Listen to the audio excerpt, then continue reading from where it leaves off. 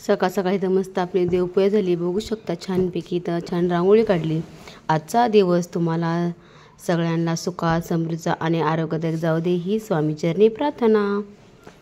मस्त स्वामींचं दर्शन घ्या। चला तर मी इकडे आता चहा ठेवलाय सकाळ सकाळ, या चहा प्यायला सगळे। मस्त दूध तापाय ठेवलं आहे। आज मस्त आपल्याला पुरी आणि मस्त अशी बटाट्याची भाजी बनवायची आहे छानपैकी स्वयंपाकात। अगोदर चहा घेऊ आणि नंतर मग स्वयंपाकाला लागू।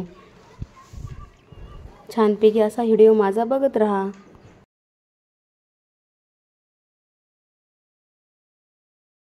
चला इथं आता मस्त आपला चहा उकळला आहे। आता मस्त आपण चहा ओतून घेऊ। चहा प्यायला सगळे छानपैकी।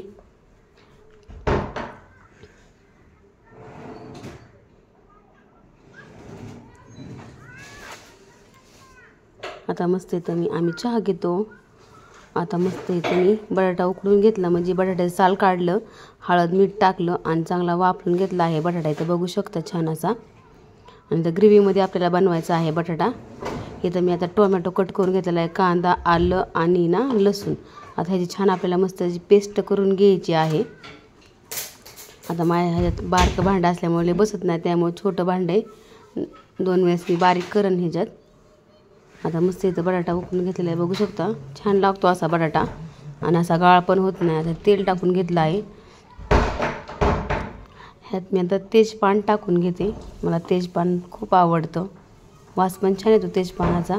आता मस्त ही ग्रेव्ही केलेली आपण ह्याच्यात मिक्स करून घेऊ। आता तुमच्या आवडीनुसार मसाले वगैरे टाकून घ्यायचे। आणि छान परतून घ्यायचं तेल सुटेपर्यंत, असा बघत राहा।